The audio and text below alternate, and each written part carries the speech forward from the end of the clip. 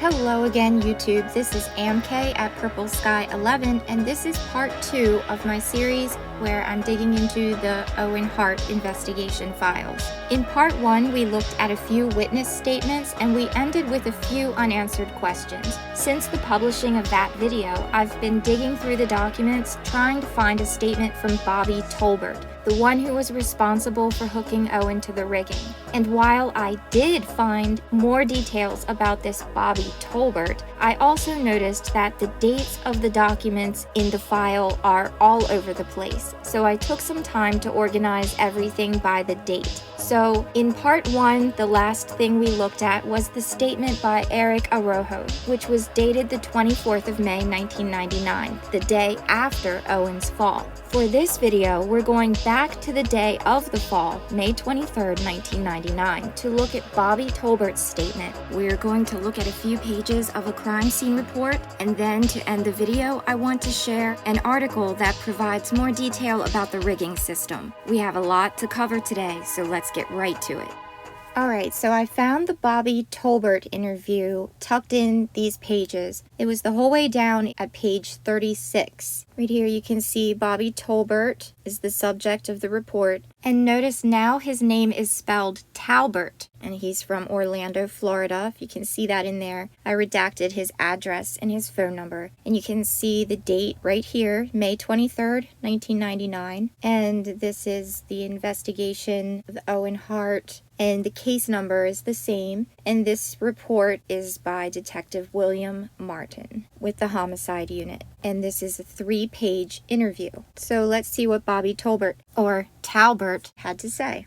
On 5/23/1999 at 2200 hours, or 10 o'clock p.m., while at the scene of the titled case, the reporting detective interviewed Bobby Talbert. Talbert stated he was hired as a contract employee for the World Wrestling Federation to set up the riggings for a rappelling stunt to be conducted by Owen Hart. He stated this was the first occasion that he has worked for the WWF, but has worked for the WCW for about the past 2 years, setting up similar stunts. Okay, so this guy is under contract with the WWF, and he travels from Orlando, Florida to Kansas City, Missouri to work this job, and it was his first show. And I guess the fact that he's from Orlando, it makes more sense why he would call Matt Allman in Florida and ask him to come to help out with the show. Matt Allman, who also was a contract rigger with WWF. You can see his statement in part 1. But back to Bobby Talbert's statement. He stated he is also a stunt coordinator and special rigger for Universal Studios in Florida and has been involved in this business for about the past 7 years. Talbert stated on 5/23/1999 he began setting up the equipment for the rappelling stunt the victim was to use during this evening's show. He stated all of the equipment used for this stunt besides the nylon rappelling rope was brand new, and after the setup was completed, he tested the rappelling equipment by use of a 250-pound sandbag. So that would have been a greater weight than Owen Hart's 227 pounds, so that's good to know. He stated there were no problems during this testing, and then the equipment was then tested with one of his assistant riggers, Matt Allman. So is it Matt Allman or Matt Allman? But it says this equipment was tested with one of his assistant riggers, Matt Allman, who had no problems with the rappelling equipment when he was lowered. Talbert stated later in the afternoon, about 3:30 p.m., Owen Hart arrived at the arena and they completed a test run of the equipment with Owen being lowered down to the ring mat with no problems incurred. Talbert did state on the first trial run with Owen that once he landed on the ring mat, he forgot to pull the release cord to disengage the rappelling line from his harness. He stated that Owen also had some difficulty adjusting his cape during the first testing by trying to keep it out of the way of his arms. And the other statement did say that Owen was fidgeting with a rubber band that was attaching his cape to his wrist. Talbert stated later that evening between 7:10 p.m. and 7:15 p.m., he and Owen Hart went to the rappelling site on the catwalk scaffolding above the center of the arena. Once they arrived, Owen was placed into the rappelling harness as he, Talbert, attached the snap shackle to the metal ring on the back side of the harness and discussed the manner in which the stunt was to be performed. Talbert stated once the equipment was attached, he pulled on the snap shackle 2 or 3 times to ensure that the device was properly secured to the harness. Next, he put Owen's bright blue colored cape on him, and Owen attached the sides of the cape to his hands by use of string. Talbert then moved the release cord ring from the snap shackle to the front side of Owen and allowed him to choose the location on the harness where the cord would be attached. He stated the cord was then attached on the upper right side of the harness and secured in place by black gaff tape.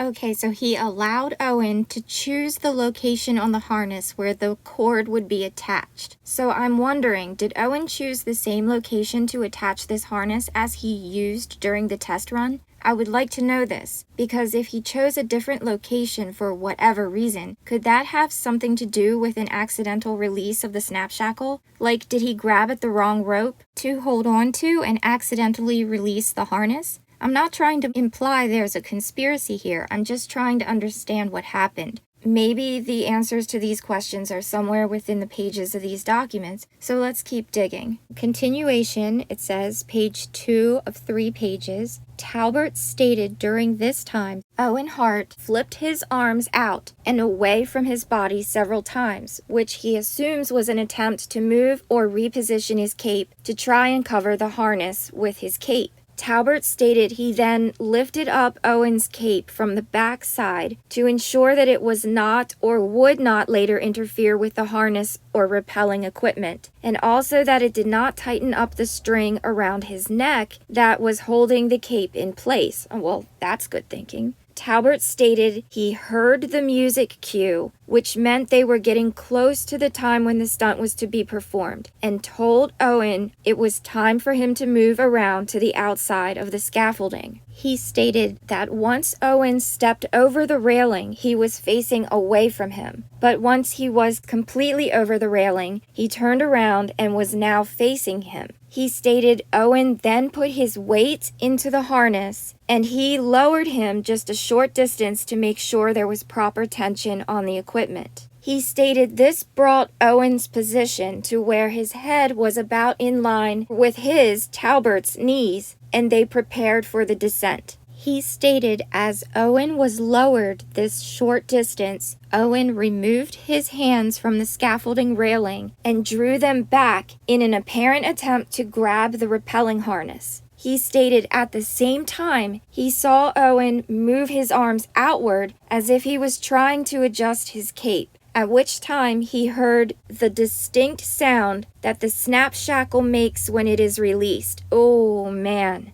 And saw the victim begin to free fall towards the ring mat. Holy shit. How absolutely horrifying that had to be. Talbert stated he believes that Owen must have accidentally activated the release cord that was attached to the harness, which disengaged the snap shackle from the harness. He stated he saw Owen impact into the southwest corner of the ring mat and believes part of his body may have also struck the ring ropes. He stated he immediately ran down to ringside to check on Owen and see if he could help him in any way, and there were already medical personnel and police officers doing CPR on Owen. Okay, that makes sense. I mean, that's a logical reason why somebody would be running from the catwalk, like Eric Arrojo said in his statement that we looked at in part 1. He said he saw somebody running. That makes sense, but I still don't have an answer to the question, was this the same person who was seen running back and taking the bag? So let's keep going. We'll see if we can get some more answers. How horrible, though, to witness that. I mean, to hear that sound of the snap shackle release and know what that means and to not be able to do anything about it. Oh my goodness, how awful. This says, Talbert stated the only other people on the catwalk scaffolding at the time this incident occurred were 2 city employee riggers, and they would be Jim Van Zandt and James Williams. You can see their witness statements in part 1. The link will be down in the description box. Remember, it was these 3 on the catwalk. Talbert stated this was the first time he had worked with Owen Hart, but that Owen had told him that he had done this particular stunt several times before. Talbert stated that he has done this same stunt several times before, but with another wrestler from the WCW by the name of Sting. Oh, okay, yeah, I do remember Sting doing this kind of stunt. So we're moving on to page 3. At the top it says continuation, page 3 of 3, and the date 5/23/99. This says Talbert did a walkthrough with the reporting detective, who was Detective William Martin, and the crime scene technicians to explain how he set up the equipment, how it was to function, and the actions both he and Owen did just prior to the fall. Talbert explained that he was to lower Owen Hart by the nylon rappelling rope by hand, wearing leather gloves. Oh my shit, you've got to be kidding me. Oh man, this can't be real. Is this for real? He was to lower Owen by the nylon rappelling rope by hand, wearing leather gloves. Oh my god, that was... Oh, I mean, that sounds absolutely terrifying. You'd have to trust this guy. Trust that he knows what he's doing. And this was the first time he was doing this stunt with Owen. I feel bad. Like, I'm not trying to make this guy out to be a guilty party here. I'm just asking questions. I mean, it had to be awful to be up there and to see this happen. The last thing that you need after going through something like that is someone like me who knows nothing about what happened, pointing fingers and being suspicious, but I'm just asking questions. Myself, personally, I would be scared to death to do this kind of stunt. But that's probably why I'm not with the WWE and I'm sitting here making these stupid videos.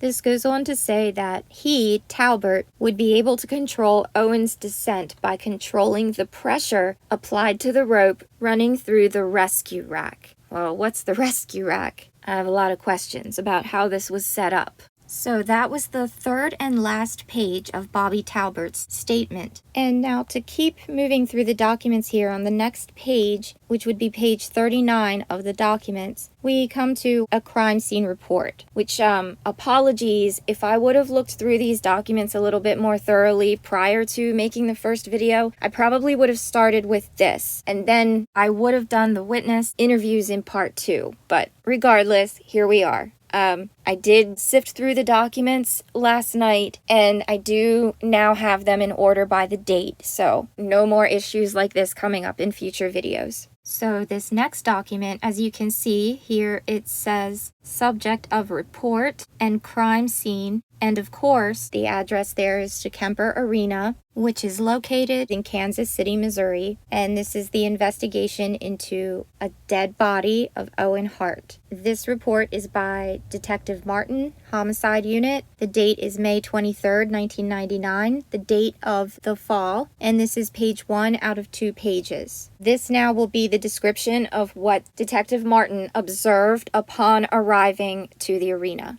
And it says that on May 23rd, 1999, at 2100 hours or 9 o'clock p.m., the reporting detective, who is this William Martin, and Detective Rob Rickett responded to 1800 Genesee Kemper Arena regarding a dead body. Upon arrival, Sergeant Jacobs was contacted and stated that he was working off-duty at Kemper Arena regarding the World Wrestling Federation event. This Sergeant Jacobs stated that Owen was to be lowered by rope from a catwalk above the ring and apparently fell, impacting into the ring. So I guess this sounds like this Sergeant Jacobs sort of briefed this responding detective about generally what happened. And then it goes on to say, I observed, and now I is this reporting Detective Martin. He says he observed Kemper Arena to be a large enclosed arena with stadium seating on all sides and a raised wrestling ring near the center of the arena. There were numerous rows of blue-colored chairs positioned on the floor level around all sides of the center ring. I observed the ring to be raised off the ground about 3 feet and had ring ropes circling the entire area of the ring. When the ring was inspected, there were two stained areas of the mat that tested positive for blood, and samples were taken. In an adjacent area to these stains was a larger stain that did not test positive for blood. This was explained as fake blood used in the wrestling performances. Okay. Nothing else of evidentiary value was noted. I was then directed to the upper area of the arena where the fall occurred, which was only accessible by the ceiling catwalk scaffolding that led to an area near the center of the ceiling by the scoreboard. Once at this location, I observed the rigging for the rappelling stunt ran north to south and was above and south of where the scoreboard was positioned and secured to the metal ceiling trusses, which ran east to west. A silver-colored SMC rescue rack device, which controls a rappeller's descent, was observed secured to the rigging by a large metal carabiner. The rescue rack was observed to have a black nylon rappelling rope running through 4 of the 6 adjustable racks. Observed attached to the black nylon rappelling rope was a locking carabiner that was also wrapped with black tape and connected to a snap shackle device. This device was observed to be in the open position. Oh, it was in the open position. This device was reportedly attached to Owen Hart's harness vest on the back side near the top to a metal ring. The snap shackle also has a release cord attached to it that is about 24 inches long and has a metal ring at the end, which is wrapped in black tape that is used to open the snap shackle once a person reaches the ground after a descent to free the rope. Attached to the release cord near the metal ring was a piece of black tape, apparently used to secure the cord to the harness vest. What? It was just attached with tape?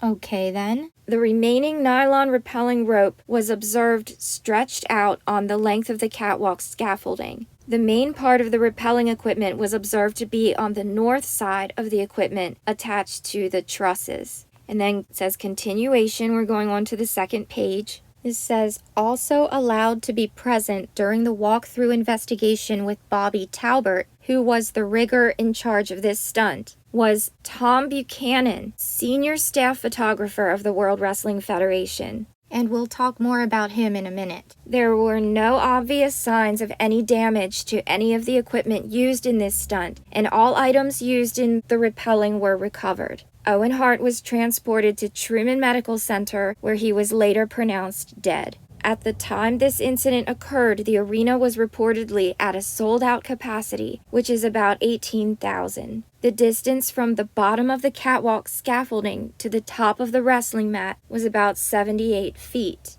The cape and mask Owen Hart was reportedly wearing during the time this stunt was occurring were not located. What?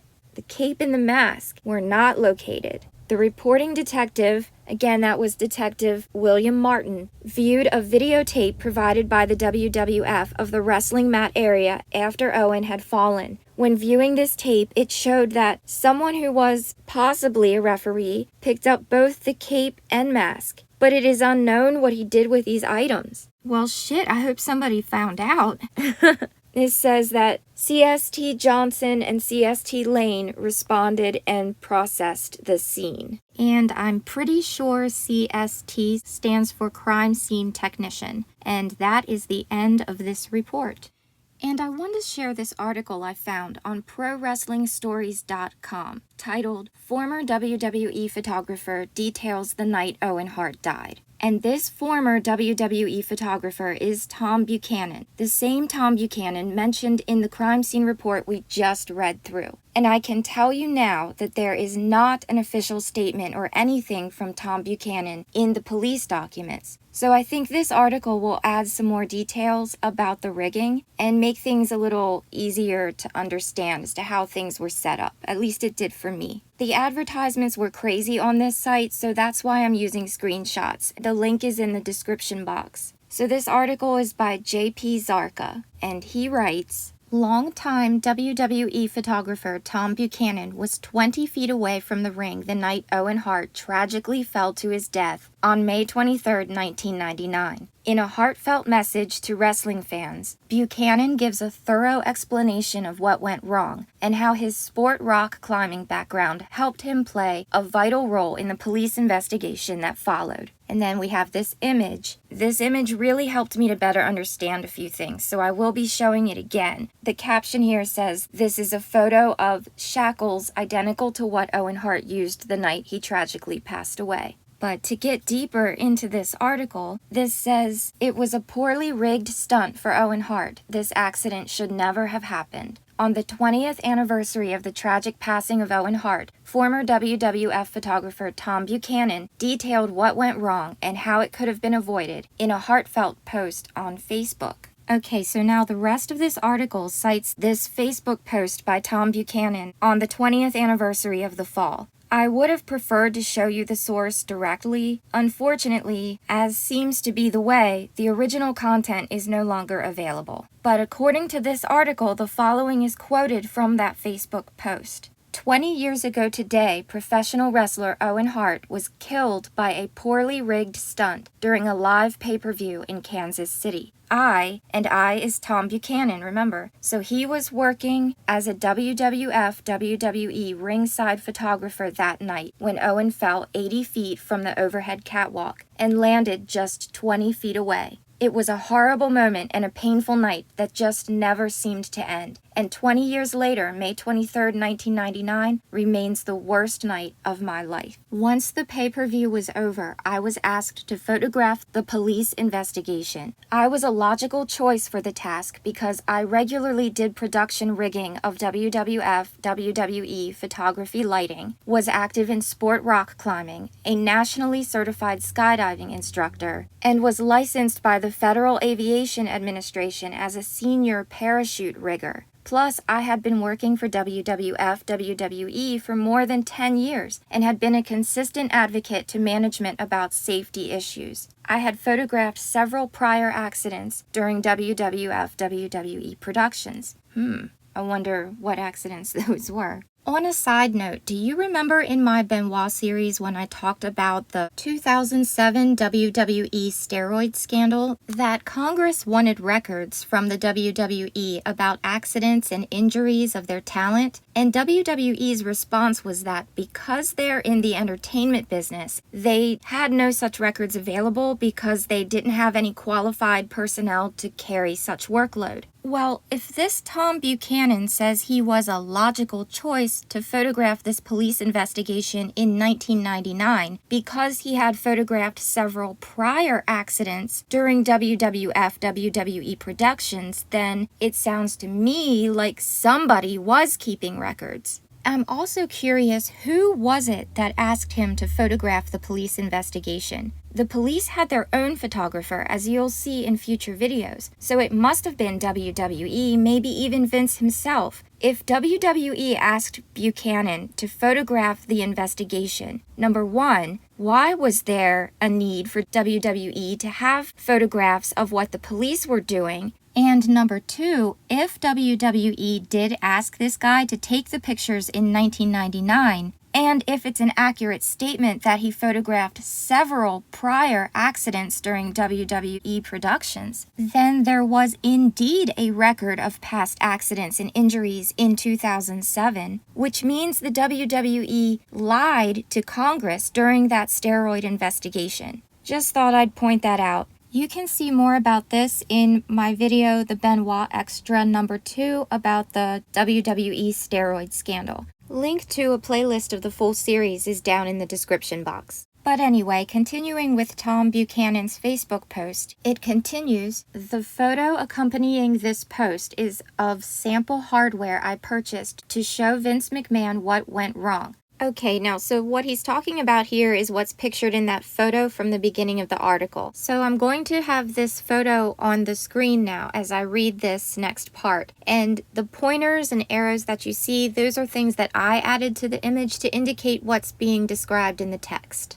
So, explaining the hardware in this image, Tom Buchanan says, "This hardware is a different brand than what was used to suspend Owen, but it is functionally identical. The bottom silver piece is a shackle, and the top silver piece is a spring-loaded snap shackle. The shackle was attached to a harness Owen was wearing, and the snap shackle was attached to a rope that suspended him above the ring. The red line represents the rope that ran from the snap shackle to the catwalk, and the green line represents a release cord running from the snap shackle along Owen's side to a small grip/hand release." And I think, and these are my words now just to be clear, but whenever Owen would pull on this green cord, well, both cords were black when the actual stunt was performed, but pulling this cord would pull this ring and slide this release pin in this direction, which would release this pin from the ring right here.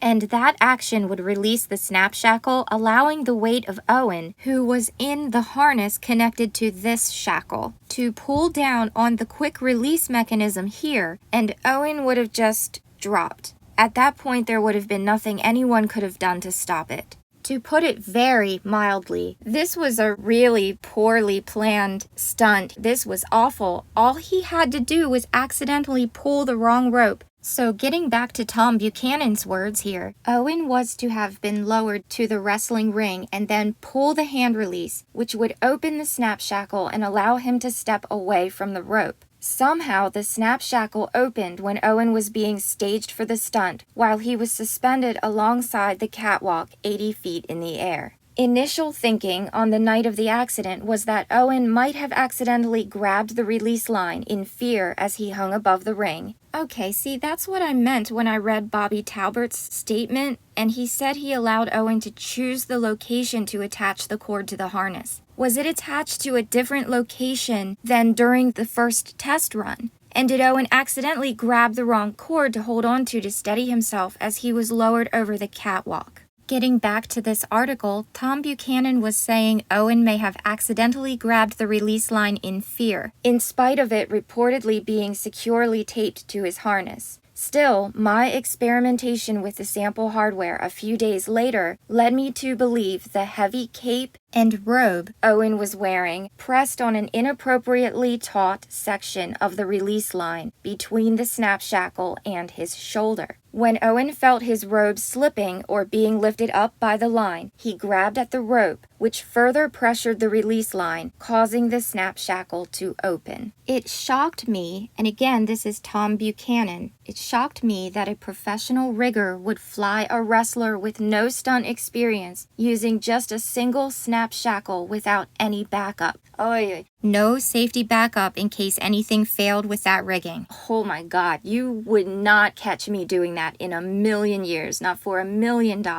When the rest of our crew learned how the stunt had been rigged, they were equally aghast. By then, our crew was mature enough that we wouldn't have hung a tiny light fixture with a single snap shackle, let alone a human being. This accident should never have happened, and probably wouldn't have happened if any of the WWF WWE riggers had even a whiff of how Bobby Talbert, a newly hired independent contractor, was planning to rig the stunt. Well, why didn't anyone at WWE have any idea how this guy was planning to rig this stunt? What the fuck? Mr. Talbert had apparently been involved in a similar stunt with WCW wrestler Sting, and has since had a very successful career as a Hollywood stunt rigger and performer. And then it's a link there that says see his profile on IMDb, which is the Internet Movie Database. I will put the link below, but I just want to show you. With 35 stunt credits and 8 acting credits, Bobby Talbert does indeed have one hell of a resume, with such notable accolades as working with the Fast and the Furious franchise and the Lethal Weapon TV series, which, according to his IMDb page, all started with that fateful WWF Over the Edge event in 1999.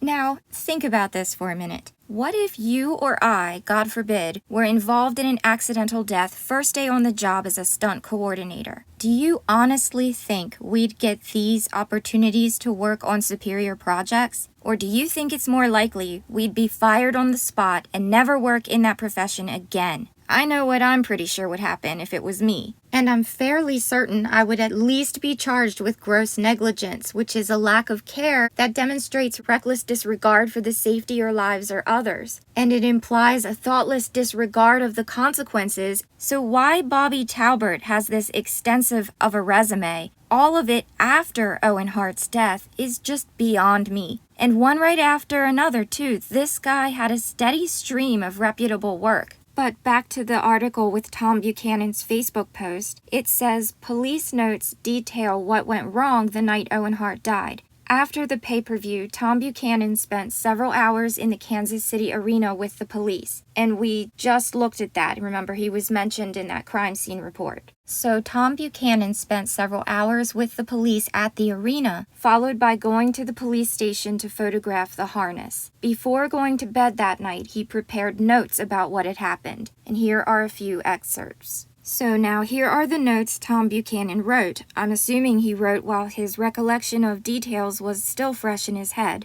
5/23/99. The drop area was located along a catwalk in the center of the building over the ring. The area had been draped with black cloth so the crowd would not see Owen as he prepared for the stunt. The cloth was taped in place with white and blue tape that appeared to be used for covering ring ropes. The rigging was visible and could be accessed from the catwalk. Everything appeared to be as it had been left. There was an open snap shackle hanging down, supported by an extensive series of span sets and shackles. I photographed the equipment from many angles, as did the police. Mr. Talbert demonstrated how the snap shackle was attached to Owen and how the release cord had been positioned on his harness. Mr. Talbert said the release had been taped on his right side. I photographed this demonstration. Note that he says Talbert said the release had been taped on Owen's right side. And remember, he also says Owen might have accidentally grabbed the release line in spite of it reportedly being securely taped to his harness. Keep all of this in mind. Following the demonstration, I operated the snap shackles 6 times, and it seemed to be in good condition. Mr. Talbert said all the components he used were new and that he had the receipt downstairs if we needed to see it. He also said all the equipment had been purchased by WCW. He then noted that he had actually purchased the equipment, but that it had been charged to WCW as an expense item. He said this was the same type of equipment used by WCW for the Sting drop and was actually purchased as part of that production. That's interesting. So, wait a second. If these items were charged to WCW as an expense item, then why did Bobby Talbert have them in his possession for this WWF stunt? Wouldn't those items be property of WCW? Also, if the equipment was charged to WCW, then why does Talbert still have the receipt? I know a bit about expense charging, and every time I made a purchase for my employer, I had to hand over the receipt or I wouldn't be reimbursed for the items. Anyway, moving on, Mr. Talbert said that he had attached the snap shackle to Owen while he was on the catwalk, and that he loaded the shackle immediately by lifting on the rope. He then had Owen climb over the catwalk onto a beam and squat down, so the full rig was loaded. When he was comfortable with the security of the equipment, Bobby Talbert had Owen step off the steel and hung in the harness. He said everything appeared normal at that time. Several seconds later, Mr. Talbert said he started lowering Owen to get him clear of the steel and ready for the stunt. At that time, he said Owen had reached into his chest area, perhaps to adjust his cape. Mr. Talbert said he could not see the release line or if Owen grabbed the line because it was covered by the cape, and that Owen seemed to be grabbing at the cape. Mr. Talbert said that suddenly and without warning, the shackle released and Owen fell. He said that Owen fell for more than 5 seconds before hitting the ring. He did not say anything as he fell. Oh my gosh, just count that. Let's count that. With 5 seconds of silence starting now.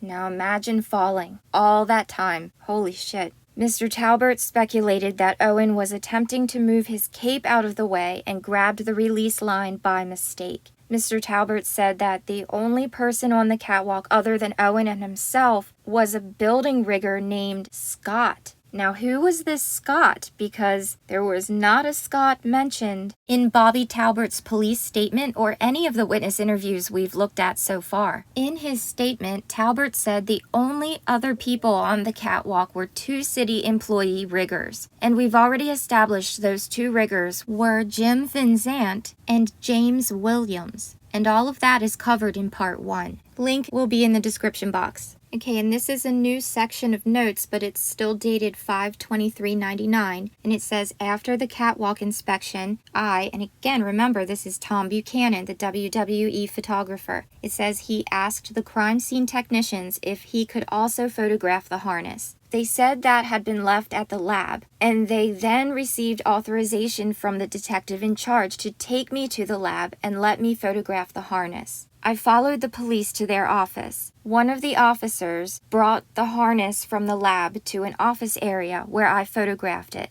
I recognized the harness as the same one Owen had been wearing earlier in the day. The harness had been cut at the leg straps and the vertical lift webs. Other than the cuts, it appeared to be in new condition. There was no tape visible on the front or back of the harness. So even though Bobby Talbert claims the release cord had been securely taped to the harness, which would have kept that cord out of accidental grab range, when Tom Buchanan photographed the harness, he noted there was no tape visible anywhere on the harness. So did Bobby Talbert forget to secure the release cord? And then this is dated 5/24/99. I started the day by visiting a marine supply store on my way to St. Louis. That's marine as in boating, not marine as in oorah. He purchased a shackle, a snap shackle, a ring, and some rope line. It says I assembled the components in the same way the rigging had been set for Owen so I could easily explain to Vince McMahon what had happened. The cost of the hardware was $52.12. $52.12. And what he's describing here is the demonstration rigging that's pictured in this image. When I arrived in St. Louis at about 11 o'clock a.m., I handed the 2 rolls of print film to a WWF staffer who had a production runner take the film to Wolf Camera for processing. The runner returned the processed film at approximately 1:30 p.m. When I had the prints back, I met briefly with Vince McMahon. He was distraught and not interested in a detailed briefing of the rigging, nor was he interested in a demonstration of how a snap shackle works or looking at the photographs. Oh, jeez. Classy as always, Vince. I gave him a quick briefing that concluded Owen most likely activated the release himself, either when moving his cape or while clutching his harness. And then that is the end of this article. The link to this is in the description box below. So there's that. Not an official police statement, but still informative nonetheless. Now, as far as the police documents, I know we did just look at, I think it was a 2-page crime scene report, but there is a more detailed crime scene report that follows this report. That one is 7 pages long, and that will be the topic of part 3. So be sure to subscribe and hit that bell to receive notification when the next video drops. And if you enjoyed the content, don't forget to give this video a thumbs up, and you can support the channel by sharing this with anyone who might be interested, and by donations to the Cash App link in the description box below. No contribution is too small, and every little bit goes a long way. It is your support that keeps this channel going. Thank you to everyone who helps out. This has been AmKay at Purple Sky 11. Thank you for watching, and as always, I hope you have a great day. Bye!